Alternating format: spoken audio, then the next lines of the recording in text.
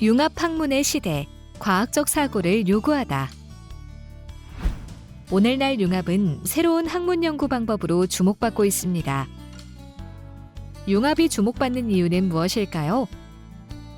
그것은 융합이 기존 분과 체제의 한계로 인해 장벽에 막혀있던 문제들에 대해 새로운 돌파구를 열어주고 있기 때문이기도 하지만 인류 문명이 부딪힌 새로운 문제들의 해법을 찾아내는 효과적인 방법이라고 간주되고 있기 때문입니다. 예를 들어 지구온난화 문제나 환경 문제 등은 단지 몇몇 분과 학문만의 문제가 아닙니다. 환경 문제는 대기과학, 해양과학, 생물학 등 자연과학의 문제이기는 하지만 경제학, 나아가 문화인류학이나 윤리학처럼 다양한 관점에서 접근해야 문제 해결의 실마리를 찾을 수 있습니다. 또한 AI를 탑재한 로봇처럼 인간의 노동력을 대체할 수 있는 새로운 기술과 상품은 과거 인류가 겪지 못했던 복잡한 사회적 문제들을 낳고 있습니다. 이러한 복잡한 문제들에 대해서도 오직 하나의 분과에서 해법을 마련할 수는 없습니다. 그런 점에서 오늘날 학문 간 협력은 필수적입니다. 융합학문 혹은 학문 연구에서 융합적 방법론을 바라보는 관점은 이중적입니다. 한편으로는 기존의 전문 분과적 체제의 유효성이 한계에 달했다는 것이고, 다른 한편으로는 첨단 기술의 발전을 통해 새로운 접근법이 필요한 문제들이 등장하기 시작했다는 것입니다. 뇌과학이나 신경윤리학 같은 융합학문들은 오랫동안 수수께끼처럼 여겨져 왔던 인간 정신의 문제를 새로운 과학적 지식과 기술을 활용하여 탐구하고 있습니다. 이러한 분야들이 전통적 시선의 한계를 넘어선 새로운 분야라면 메타버스와 같은 새로운 디지털 세계나 로봇 윤리, 또 생명공학과 관련된 다양한 논의들은 기술의 발전이 빚어낸 새로운 문제에 대응하려는 연구 분야들입니다.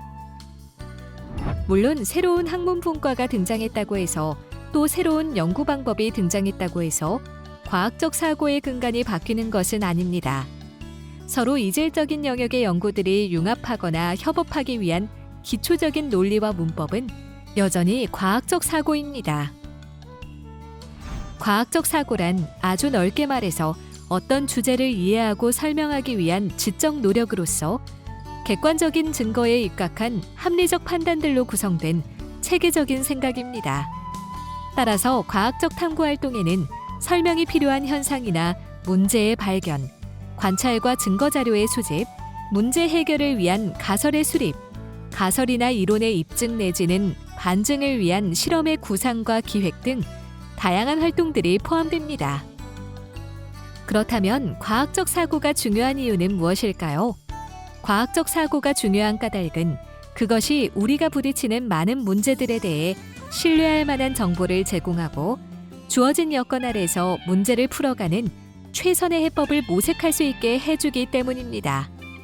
더 나아가 과학적 사고를 통해 우리는 문제가 되는 현상의 원인을 파악하고 원인과 결과 사이의 인과관계를 이해하게 되며 다시 그 관계를 일반화함으로써 법칙적 사고에 도달할 수 있습니다.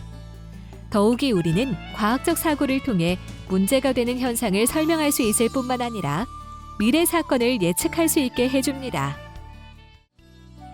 과학적 사고에 기초한 합리적 추측은 인류 미래의 운명을 가늠하는 시나리오들을 세워보고 어떻게 대처해야 하는지를 가늠할 수 있게 해줍니다. 예를 들어 지구온난화가 현재의 상태대로 지속된다면 미래의 생태계가 어떻게 될지, 또 그에 따라 인류 문명이 어떤 위기에 처하게 될지를 합리적으로 추측할 수 있게 됩니다. 그에 따라 우리는 그 대응 방법을 생각할 수 있게 됩니다.